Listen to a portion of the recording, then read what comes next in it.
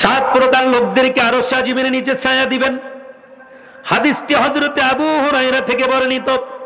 আল্লাহ নবী বলেন, সাবআতু ইযুল্লুহুমুল্লাহু ফি যিল্লিহি ইয়াওমা লা যিল্লা ইল্লা যিল্লুহু।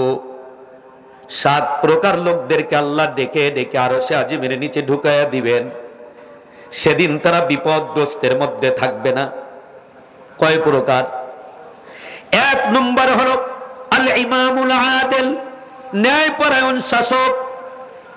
কেউ যদি ন্যায় নিষ্ঠা বুঝে রাষ্ট্রকে পরিচালনা করে, সমাজকে পরিচালনা করে, বা সমাজের বিচার কার্য যারা করে, সমাজের যারা বিচারক রয়েছে, সেটা যদিও আঞ্চলিক বিচারকও হয়, সে যদি সঠিক বিচার করার চিন্তা চেতনা নিয়ে সে যদি বিচার কার্য সুসম্পন্ন করে, কাল কিয়ামতের ময়দানে ওই বিচারককে আল্লাহ রাব্বুল আলামিন সাত প্রকারের মধ্যে অন্তর্গত করে এক প্রকার হিসেবে শীততাপ নিয়ন্ত্রিত জায়গার মধ্যে আল্লাহ স্থান দিবেন। বাকি আছে কয় প্রকার? বাকি আছে কয় প্রকার? দুই নম্বর হলো ওয়াশাবুন নাশা ফি ইবাদাতি রাব্বিহ, এমন যুবক, এমন তরুণ, যেই যুবকটা তার তরুণ বয়সটা, যৌবন কালটাকে ইবাদত দিয়ে সাজায়। কি দিয়ে সাজায়? ইবাদত দিয়ে। ইবাদতের মধ্যে নামাজ আছে না নাই? নামাজ ছাড়া কোনো ইবাদত, নামাজকে মাইনাস করে অন্য ইবাদত আল্লাহর দরবারে কবুল হবে? কবুল হবে না। আপনি যত বড় হজ করেন না কেন, যতবার করেন না কেন, যাকাত দেন না কেন, নামাজ পড়েন না, কাজ হবে না। ঠিক কিনা জোরে বলেন? কেননা কাল কিয়ামতের ময়দানে নামাজের হিসাব হবে, আর এই নামাজ হবে জান্নাতে প্রবেশের চাবি। সুবহানাল্লাহ বলেন। আপনারা দেখছেন কিনা, বিভিন্ন অফিসে এখন এমন সিসি ক্যামেরা আছে যে আপনার ফেজের সাথে কম্পিউটারের একটা সম্পর্ক আছে। আপনি যে এই আপনার এই হাউজের যে আপনি কর্মচারী অথবা এই ডিপার্টমেন্টের আপনি একজন লোক, এটা যখন আপনার ফেসটা নিয়ে আপনি দাঁড়াবেন, অটোমেটিকলি দরজাটা খুলে যাবে। এরকম আছে না? বাংলাদেশেও আছে। মানে অন্য কেউ দাঁড়ালে দরজা ওপেন হবে না, কিন্তু আপনার সাথে কম্পিউটারে আগে একটা ম্যাচিং করা আছে ফেসটা। ঠিক কিনা জোরে বলেন? কিয়ামতের ময়দানটাও ঠিক উদাহরণস্বরূপ বললাম এমন হবে। আপনি যদি নামাজি হন, আপনি যদি নামাজের প্রতি গুরুত্ব দেন, নামাজের প্রতি কদরদানি করেন, দুনিয়াতে কিয়ামতের ময়দানে জান্নাতের সামনে দাঁড়াবেন, আপনার ফেজ বলে দিবে, দরজাটা অটোমেটিকলি খুলে যাবে। সুবহানাল্লাহ বলেন। আপনি স্বাচ্ছন্দ্যে অফুরন্ত নিয়ামত জান্নাতের অভ্যন্তরে আপনি দাখিল হবেন। সুবহানাল্লাহ। তাহলে দুই নম্বর হলো ওয়াশাবুন নাশা ফি ইবাদাতি রাব্বিহ, এমন যুবক, এমন তরুণ যে ইবাদতটা যৌবনকালে ইবাদত দিয়ে যৌবনকালটাকে সাজিয়েছে। কেননা তরুণ বয়সের একটা মূল্যায়ন আছে না নাই? যুবকরা তো এমন, এখন যদি কোনো ছেলেকে বলা হয় 10,000 টাকা পাবা, কালামপুর বাজারে হেঁটে গিয়ে আবার টাকা নিয়ে আসবা, বলবে এটা কোনো ব্যাপারই না। 10,000 কি কোন হুজুর? শফিক ভাইও কয়, আমিও আছি একজন। আমি বলবো ওয়াজ মাহফিল বাদ দিয়ে আগে 10,000 নিয়ে নই। কালামপুর এখান থেকে খুব না 2 কিলোমিটার। ঠিক কিনা জোরে বলেন? এটা ব্যাপার না। কিন্তু 80 বছরের বয়োজ্যেষ্ঠ একজন মুরাব্বি, লাঠি দিয়ে ভর করতে হয়, সে উঠতে পারে না, বসতে পারে না, তাকে যদি 50,000 দেন, সে করবে আমি মাপও চাই, দোয়াও চাই। ঠিক কিনা জোরে বলেন? বলবে কিনা? এজন্য তরুণ বয়সের একটা মূল্যায়ন আছে। যৌবন কালটা যদি হয় যুবকেরা আপনারা ইবাদত দিয়ে সাজান, যৌবন কালে গোনা করা যেমন সহজ, ইবাদত করাও সহজ। ঠিক কিনা জোরে বলেন? গোসল ফরজ হয়েছে, প্রয়োজনে ওই যে কসুরির পানার নিচে ডুব দিয়ে ওযু করে প্রচন্ড শীতের ভিতরে গোসল করে তরুণ বয়সে গোসল করা সম্ভব। কিন্তু বয়োজ্যেষ্ঠ যারা আছে গরম পানি ছাড়া, তাও আবার প্রচন্ড রোদের ভিতরে। ঠিক কিনা জোরে কোন? এই জন্য আল্লাহ রাসূল বলেছেন ওয়াশাবুন নাশা ফি ইবাদাতি রাব্বিহ, এমন যুবক যার যৌবন কালটাকে ইবাদত দিয়ে সাজিয়েছে, কাল কিয়ামতের ময়দানে 7 প্রকার লোকদের মধ্যে শামিল করে আল্লাহ পাক ওই যুবকদেরকে ওই শীততাপ নিয়ন্ত্রিত ছায়ার মধ্যে, যেদিন ওই ছায়া ছাড়া ভিন্ন কোনো ছায়া থাকবে না, ওই দিন আল্লাহ পাক ওই যুবকদেরকে সেখানে স্থান দিবে। জোরে কর সুবহানাল্লাহ। বাকি আছে কয়টা? কয়টা আছে? 3 নম্বর হলো রাজুলুন কলবুহু মুআল্লাকুন ফিল মাসাজিদ, এমন ব্যক্তি যাদের অন্তরটা, দিলটা মসজিদের সাথে লাগানো। জোরে কোন কিসের সাথে লাগানো? সার কথা হলো যখন আজান হয়, আজানের জন্য অপেক্ষমান, কখন আসরের আজান হবে, মসজিদে গিয়ে জামাতের সাথে নামাজ পড়বো, আসর শেষ করার পরে আবার মাগরিব আসার পূর্বে অন্তরটা মসজিদের দিকে ধাবিত, কখন মাগরিবের আজান হবে, মাগরিব শেষ করার পরে আবার ঈশার নামাজের জন্য প্রস্তুতি নাই, ঠিক কিনা যারা বলেন? সার কথা হলো মসজিদমুখী হয়, মসজিদের সাথে যাদের অন্তরটা লেগে থাকে, মসজিদে বেশি সময় কাটায়। কিন্তু আমাদের সমাজে দেখবেন মসজিদে মোটে মানুষ থাকতেই চায় না। হুজুর লম্বা বয়ান করলো, জুমার দিনে এত লম্বা দরকার আছে নি? প্রতিদিন একই বয়ান করে, কয় না? হ্যাঁ, আজকে 5 মিনিট বেশি লাগাই ফেলছে, আমার যাইতে হবে সাবার, বিয়ার দাওয়াত আছে, এরকম আছে না অনেকে? মসজিদে মোটে সময় দেয় না।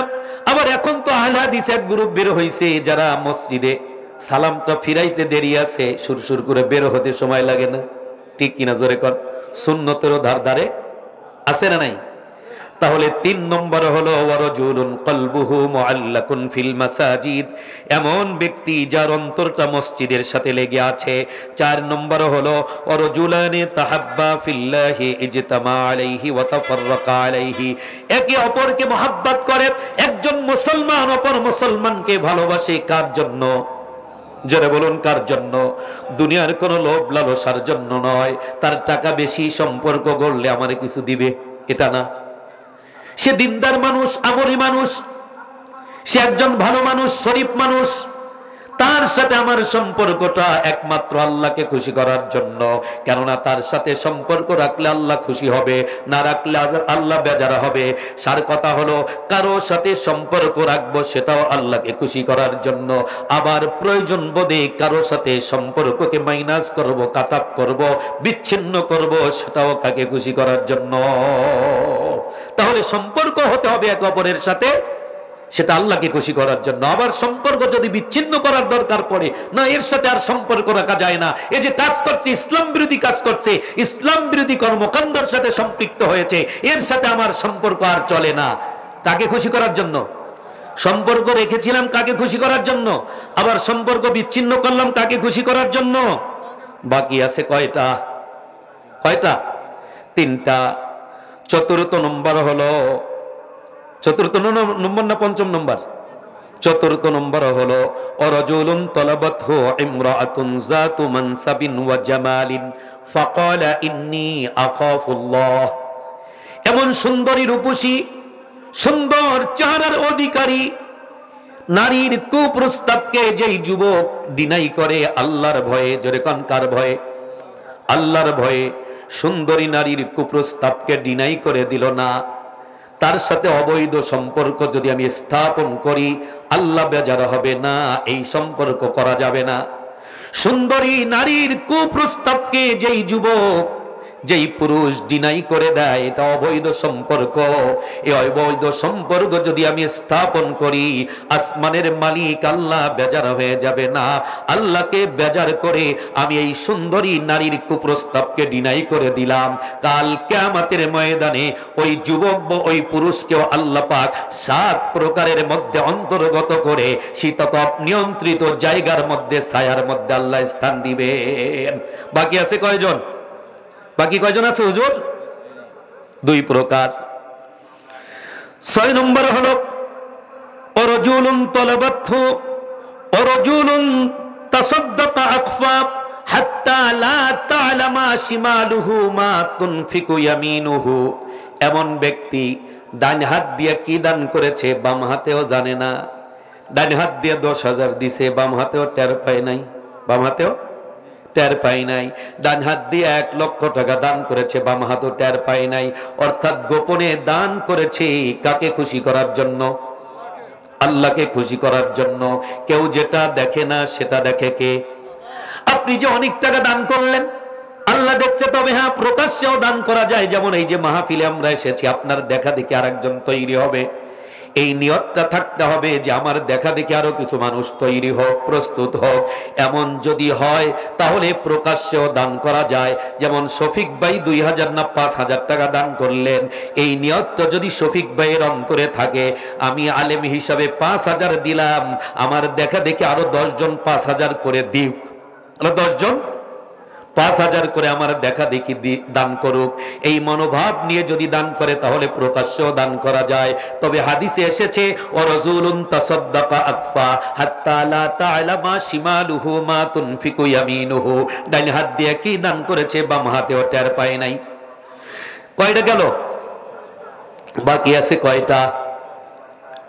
7 নম্বর হলো ওয়ারাজুলুন যাকারাল্লাহ খালিআন ফাফাযাত আইনাহু, আল্লাহর ভয়ে, আল্লাহর আযাবের ভয়ে, জাহান্নামের ভয়ে, জাহান্নামের কষ্টের ভয়ে কেউ যদি চোখের পানি ফেলে একাগ্র চিত্তে রাতের অন্ধকারে, আল্লাহ আমি বড় অন্যায় করে ফেলেছি, ভুল করে ফেলেছি, তোমার জাহান্নামের শাস্তি বড় কঠিন, আল্লাহ গো তুমি আমাকে জাহান্নামের আগুনে নিক্ষেপ করো না, তোমার ওই জাহান্নামের কঠিন শাস্তি আমি বরদাস্ত করতে পারবো না।